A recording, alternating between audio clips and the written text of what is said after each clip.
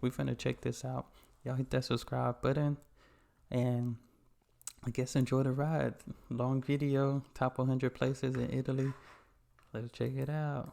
This already look nice right here. My name is Ryan, and I've spent the last several years exploring the incredible country of Italy, and I want to show you my favorite places. So here's my Italy. Like a castle that was underwater. Look at that. I have to say, there's no other country on earth that has as much history and natural beauty than Italy.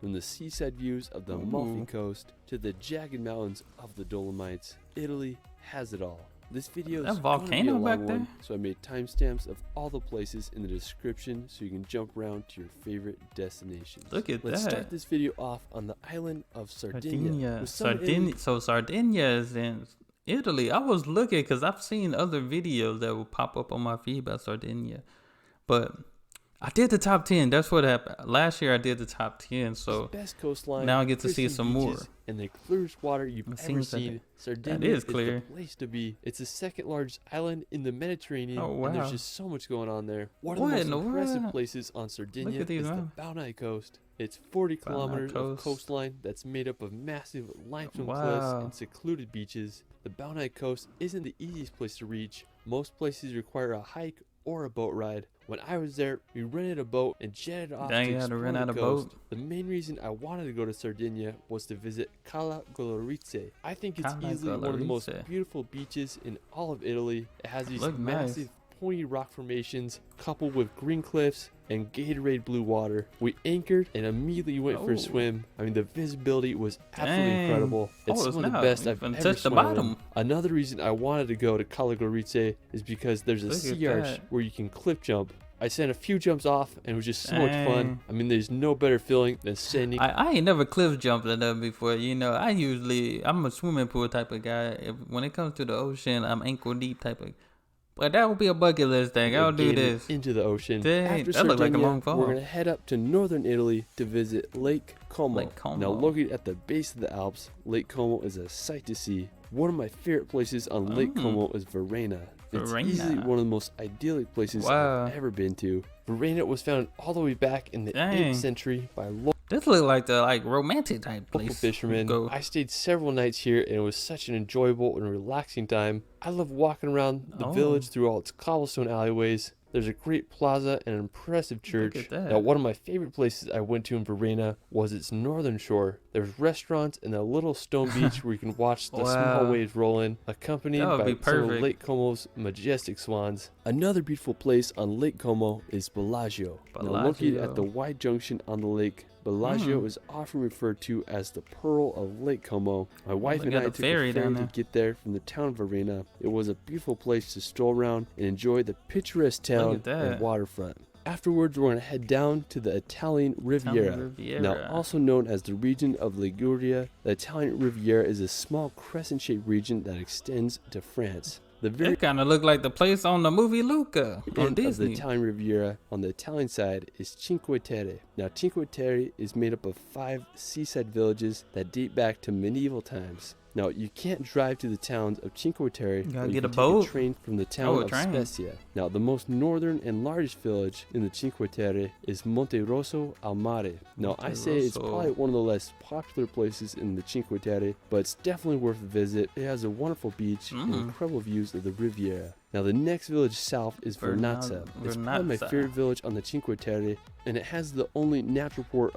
Italy is very unique with it, I feel like every place I've been seeing is like houses and buildings just like staggered on mountains. Like that's so unique. 5 towns. It remains one of the truest fishing villages on the Italian Riviera. I was here in August and I'll have to say it was freaking packed. So maybe come here, not during the summer months. Now, another one of my favorite towns on the Cinque Terre is Manarola. I really enjoyed walking around the town. You can get some great vantage points. Now, one thing I really liked about Manarola is that it had a great area to swim in. It was sheltered from the waves. There are also rocks you can cliff jump from. Now, right next door to Manarola is Rio Maggiore. Now, it's the most southern town on Cinque Terre, and it's one of the more ideal. Oh my, ain't no way people driving through there. You gotta walk through there. Look how tight space that is. who constructed these, like, this is different. Look how, like, it looked like these buildings are like super close to each other. Like you can't walk through. Locations to stay, offering a lot of options for housing, eating, and activities. I mean, it's just hard to read the colors and vibes of these towns.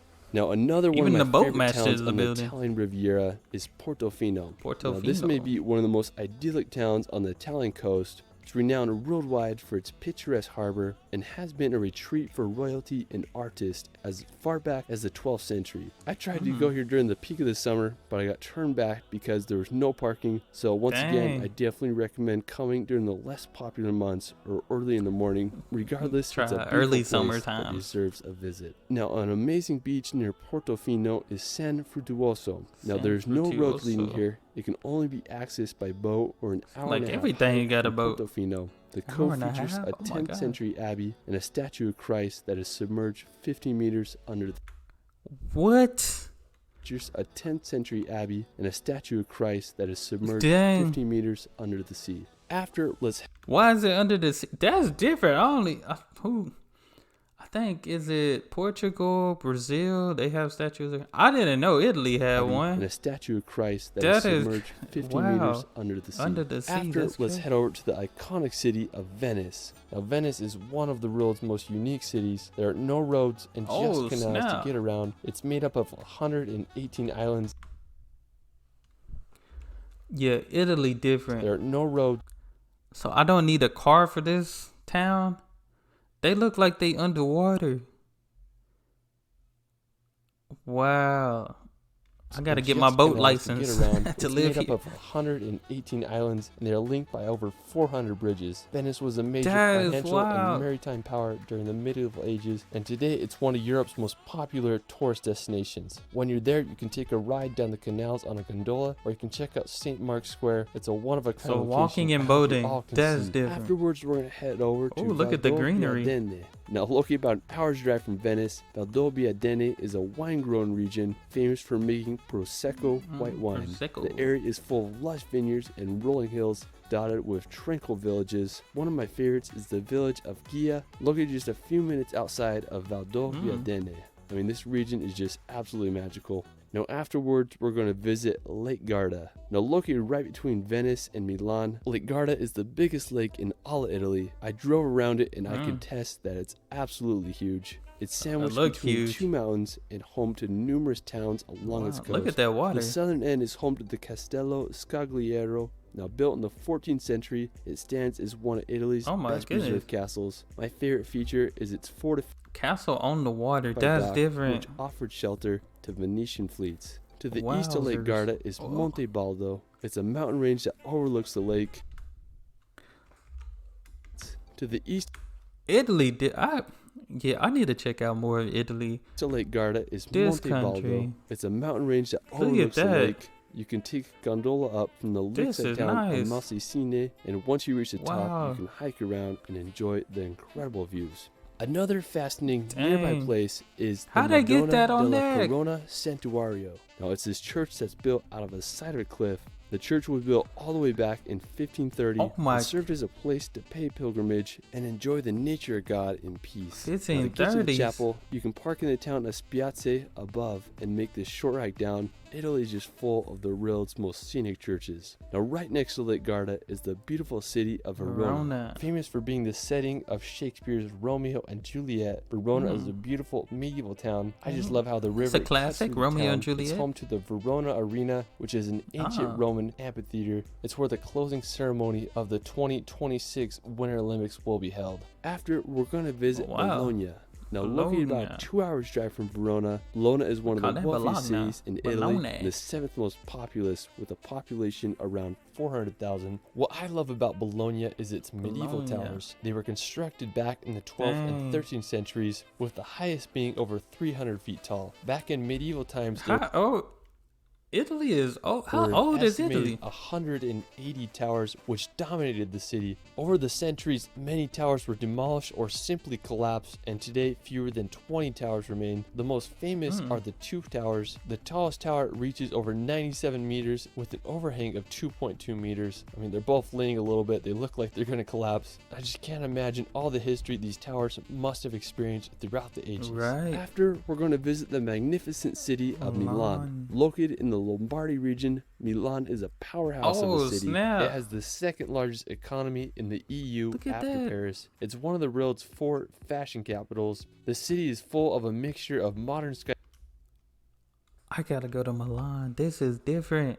It's one of the world's 4 I'm sure this is a very touristy capitals. The city is full of a mixture of modern skyscrapers and apartment buildings. One of the most notable features of the city is the Duomo di Milano. The construction began in 1386 and it took over 6 centuries to complete. It stands as the second largest church in Europe and the 4th largest in the world. I mean, that's just... So second largest, that means the one in Spain, the largest, I believe, and it's still not finished. It stands as the second largest church in Europe and the 4th largest in the world. I mean, that just blows my mind. If you want to go shopping, you can visit the oldest active shopping I thought they was in there. I'm like, dang. Built back in 1877. I just can't believe 1877. Look at that. After, we're going to head to Lake Maggiore. Now, located about an hour and a half drive from Milan, this is the second largest lake in Italy, with its northern section in Switzerland. Lake Maggiore definitely reminds me of Lake Como. One thing I love about the lake is all its castles and unique architecture. Now, right next door is another beautiful lake called Lake Lugano. Now, just like Lake Maggiore, Lake Lugano was located in both Italy and Switzerland. The Italian-Swiss border around the lake is super interesting, with even a complete Italian city called Campione d'Italia being surrounded by Switzerland. Another cool Italian city on the lake is Avena Ponte Teresa, which sits right across the water from Switzerland. If you want to get a great view of the lake, you can visit the Siganola Peak, which offers incredible 360 views of the area. After, we're going to head over to the region we got some of snow. the Aosta Valley. Nestled in the Italian Alps, Aosta Valley is the smallest and least populated region in all of Italy. What I love about Aosta is that it's surrounded by Europe's highest mountains such as Mont Blanc. Now, one of my favorite places in the region is Cervina. It's an alpine ski resort and is overlooked by the Italian side of the iconic Matterhorn Mountain. I ain't never seen snow in Italy. Monte Cervino. Now, special thanks to my friend Dronescapes for sharing his footage. He has some of the best aerial films of Italy, and I'll link his channel in the description below. Now, what I love about Cervina is that the ski resort connects to Switzerland, so you could ski in 2 countries in one day. Now, it's pretty awesome if you ask me. Now, while we're still in the area, we're going to visit the great St. Bernard Pass. It connects Aosta to the canton of Valais in Switzerland. Now, it's one of the most ancient passes in the Alps with a fascinating history. The pass was used as far back as the Bronze Age, and in 1800, Napoleon Bonaparte traversed it with over 40,000 soldiers. The pass is where St. Bernard dogs were trained by monks to find lost travelers. I mean, it's fascinating to think of all the history that has taken place on this mountain pass. Another great mountain drive is the They got one of those? Located in the... I seen that in like Transylvania. I didn't know Italy had one of these types of roads. Another great... Look at that.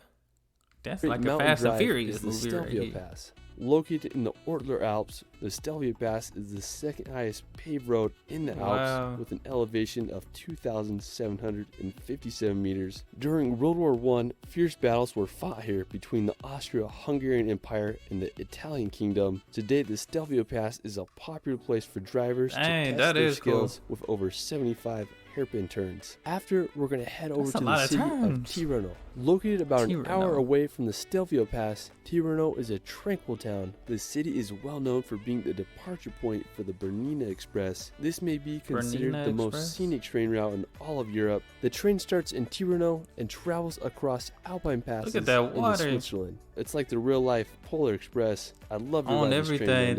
Now, after, we're going to visit the Falaria Glacier. I have to say, this is one of the most beautiful glaciers in all of Italy. It's just absolutely massive and has a picturesque waterfall. We had another one. Maybe this could be the same one because I checked out a video. Maybe it was top in Europe, 100 Europe places to visit. I think he showed this glacier wood. This is different. Cascading down to the glacier below. That's pretty cool. After, we're going to head over to the region of Piedmont. Now, located at the foot of the Italian Alps, Piedmont borders France and Switzerland and is famous for its scenery, wines, and cuisine. Now, the capital of Piedmont is Turin. It's known for its Baroque architecture, a major landmark called Mole Antoniano, which towers the city skyline. Turin is also known as Italy's first capital city before the national headquarters were moved to Rome. Now, another really cool nearby place is Sacra di San Michele. It's located about 45 minutes from Turin. It's known as the symbolic monument of the Piedmont region, and the foundation of the abbey was set in the year 966 and completed in the 13th century. Now, if you want to escape into nature, you could visit the Cascata del Pis. It's located about an hour and a half from Turin and about a 3-kilometer round-trip hike. The waterfall is massive as it descends down the Italian Alps. Now, if you're into wines, you can visit the hilly area of Langhe. It's full of rolling vineyards and hilltop towns. The region is famous for its wines, cheeses, and truffles, particularly the white truffles of Alba. Now, I also love castles that I ain't never had that. One of my favorites is the 14th century castle of Serralunga de Alba. Afterwards, we're going to head over to visit the island of Ponza. Now, before the summer, I had no idea. Look like you gotta get there by boat too. After seeing some videos of this place, I had to go see it in person. It's located off the west coast of Italy. It's not even on the map. Some videos of this place. Look at that. Like, you definitely can't get here, but by boat. I had to go see it in person. It's located. But look at this on the map. It's like you can't even see that. If I'm looking, I'm sure it's so much out here. In the blue areas, when we look at the map, like, you really gotta zoom off in. The west coast of Italy, and it took about a 2-hour ferry ride to get there. Now, Ponza is full of history. It was a popular island during Roman times with many ruins and tunnels that still exist today. One of the best ways to see Ponza is by boat. We rented one and cruised around the whole island. I was just baffled by how long it took to cruise around that whole thing. Coves and grottos. One of my favorite memories of the island was just anchoring in this little cove and spending hours there swimming and enjoying the Mediterranean sun. It's just hard to beat that lifestyle. One of the most famous places on the island is Chaya di Luna Beach. It's known for its massive white cliffs and a beach shaped like the crescent moon. You can get there by boat, or there is an ancient Roman tunnel you can walk through. I just can't believe how big the cliffs are. Ponza is such a special island. After, we're going to head back to Sardinia to visit Porto Flavia. It's located about an hour's drive from Cagliari. Now, Porto Flavia is an incredibly beautiful harbor with a unique mine that has a tunnel coming out of a cliff. A tunnel coming out Italy got quite a bit of these. That's different. That's like stuff you see on the movies. Minerals, like, it's real. It was completed in 1924. Italy is unreal. It was quite the engineering feat. And just such a unique location, and it doesn't even look That's crazy. Now, another cool place in Sardinia is the area around the Tavolara Island. It's just about a 30-minute drive from Olbia, and this is where I stayed during my time in Sardinia. The island is pretty big and is a perfect place to boat around and snorkel. There's also great beaches such as Porto Taverna that offers great views of the Tavolara Island. Now, another cool spot on Sardinia's northern coast is Cala Spinosa. It's located about an hour's drive from Olbia, and you'll be able to see Corsica from there. The beach is really beautiful, with its boulders contrasted with crystal blue waters. I mean, it's hard to beat Sardinia's countless Mediterranean coves. After Sardinia, we're going to northern Italy to visit the Dolomites. I remember the Dolomites. Exploring the Dolomites, and I consider it to be some of the greatest days of my life. One of my favorite places in the Dolomites is Seceta. The green grass slopes contrasted with the jagged mountain ridge makes for one of the most unbelievable. And look at the clouds just hugging the mountains. Now, to get to Seceta, I took 2 gondolas up the mountain and made it to the top. When I got there, the clouds covered half the mountain, make it for one of the best views I've ever gotten. I mean, places like this just really spark your imagination and make you feel like a kid again. Looks so unreal. Everyone can witness the power of Seceta at least once in a life. Now, another magical place nearby is Alpe de Susi. It's home to the largest high alpine meadow in Europe. The backdrop of the Sassolungo mountain with the farm huts creates a scene straight out of a dream. Now, the mountains that you see in Alpe de Susi are called the Sassolungo Group. It's one of the most impressive massives I've ever seen. When I was there, I decided to take a one-man chairlift up to the top, and I was blown away by the views. I like to call this place the Black Gates of Mortar because that's what it reminded me of. Anyways, there's a little refuge on top. And snap! I didn't even They got like some random buildings just in between these mountains and stuff. Like, that's different. When I got down to the bottom, I drove around the area to see if I could catch the sunset, and I was able to get some of the most dramatic shots I've ever taken. Now, while you're there, you can take a drive on the Gardena Pass. It connects Val Gardena to Val Badia, and it's definitely one of Italy's most beautiful drives as you're surrounded by mountains on both sides.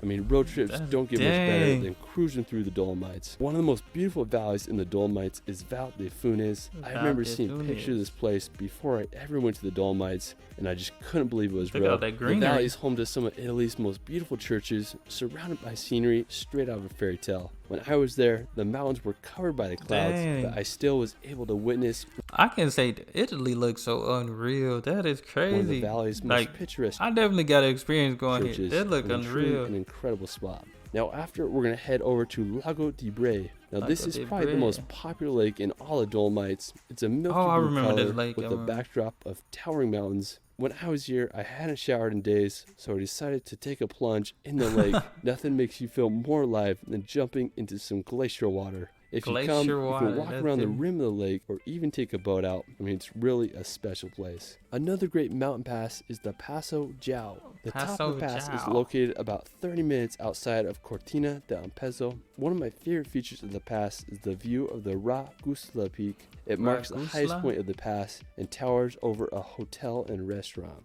Now, another really cool spot in the area is called Cinque Torri. Now, it's a set of 5 rock towers that poke out of the mountain. You can hike there from the Giao Pass, but a more easier route would be to take the chairlift from Baiti va Dones.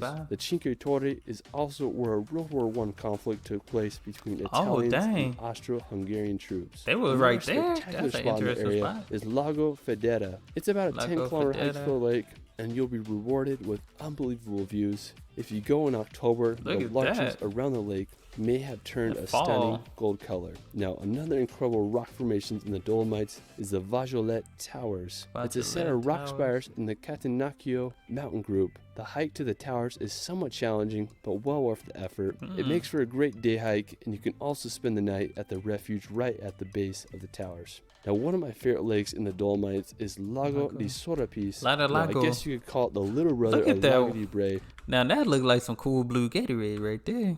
It's this little alpine lake with striking milky blue colors. Blue? The hike to get there is about 11 kilometers round trip, and even though it's a little challenging getting there, the alpine lake is well worth the trek.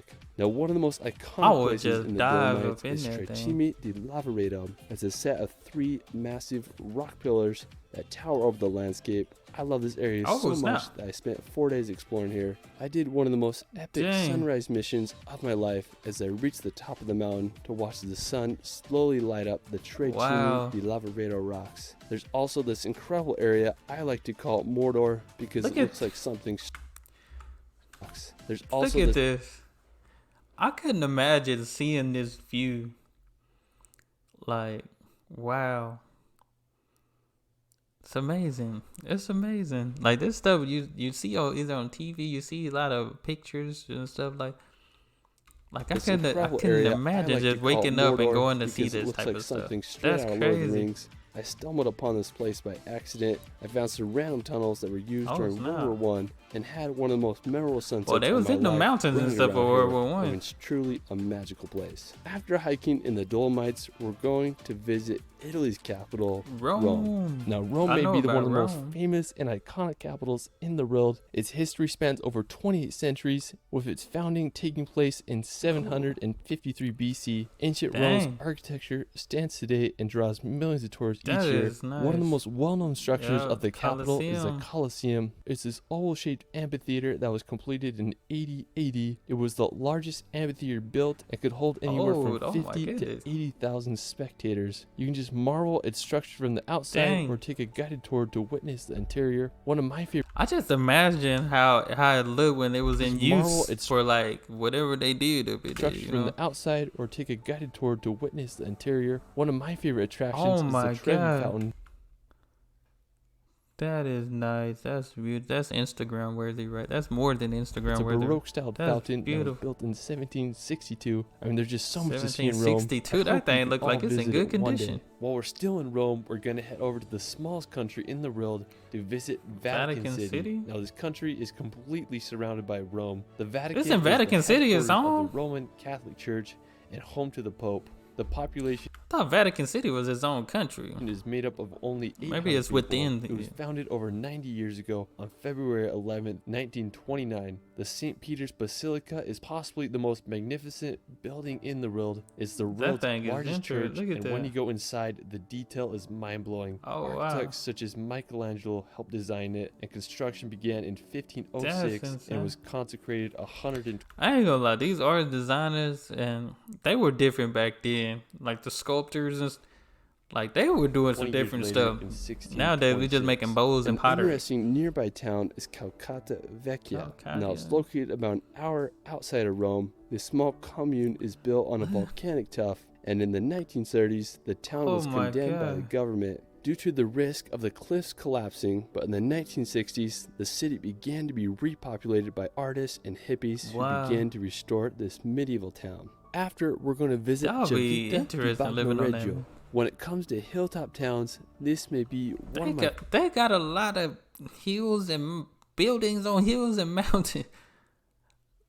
I couldn't imagine walking out. My backyard is basically the edge of a cliff. Favorites. That would be in insane. The Valley of the Badlands, this medieval town was founded over 2,500 years ago. Due to erosion and earthquakes, Civita has been named the Dying Town. Today, only 12 people live here, but it has received a recent revival in tourism. I mean, such a fascinating 12 people actually live there. That's interesting. Head down south to visit Naples. Now, shadowed over by Mount Vesuvius, Naples is a historical town dating back to Roman times. Naples is the third largest city in Italy after Rome and Milan, and is called after its Greek name Neapolis, meaning new city. Now, what's so great about Naples is that it's close to so many beautiful sites and cities. From Naples, you can make the 20-minute drive to witness the ruins of Pompeii. Now, Pompeii was founded in the 6th century BC, but in 79 AD, the city was buried under 6 meters of volcanic ash after Mount Vesuvius erupted. The ash almost perfectly preserved the town, allowing us to get a glimpse at Roman life. I mean, it's definitely one of the greatest archaeological sites in Italy and the world. Now, there are several islands off of Naples, such as Ischia. Now, Ischia is known as one of the most picturesque islands within the Bay of Naples. It's also the most developed and largest island within the bay. I love the Aragonese castle on the island there. Now, right next to Ischia is the colorful island of Procida. It's the smallest island in the bay and less touristy compared to the other islands. It was featured in the movie The Talented Mr. Ripley, and also won the Italian Capital of Culture. I mean, such a charming little island. Now, afterwards, we're going to visit the nearby Amalfi Coast. I have to say, this is one of the most beautiful places, not just in Italy, but... Look at that.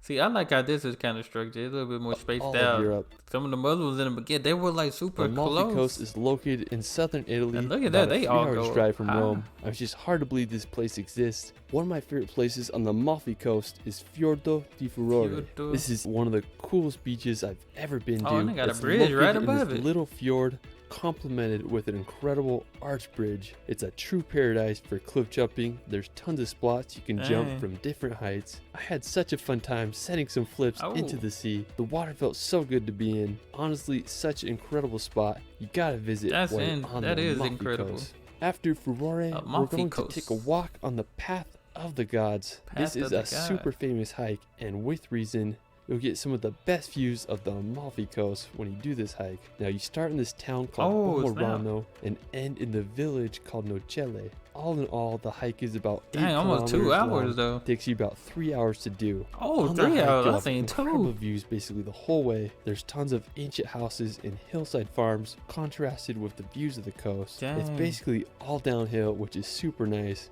If you do the hike, I definitely recommend doing it Bring some water to avoid the heat and the crowds. It can get freaking hot up there. Now, afterwards, we're going to visit Positano. Now, this may be the most popular place on the Amalfi Coast, and when you go there, you'll understand why. It's full of beautiful, colored buildings, shops, and a scenic beach. One of my favorite things I did in this looks like a pretty touristy spot too. There's a lot of people out was there. rent a boat. It's the perfect way to escape the crowds, and you'll get the best views of the Amalfi Coast. It cost about 180 euros to rent a boat for 3 hours, and while it was a little pricey, it was 100% not worth bad it. though. We were able to cruise all over the coast and make stops along the way just to soak in the sun and jump into the sea to do some snorkeling. So I definitely recommend visiting Positano, and if you can, rent a boat. After cruising around Positano, we're going to visit the city of Amalfi. It's a beautiful town located in a ravine surrounded by daunting cliffs. Now, during medieval times, Amalfi was the capital of the Maritime Republic. This is like a pretty nice place to go too. And was an important trading power from the 9th to 12th centuries. While we were there, we explored the town. I really enjoyed the public square with all its restaurants, shops, and beautiful church. I mean, just such an incredible city. Afterwards, we're going to visit the small town of Atrani. It's located right next to Amalfi. And I have to say just that 2 minutes? Atrani That's is one crazy. of my favorite looking towns in all the coast. The road that goes through it is just so unique, especially the part that winds around with its beautiful arches. And no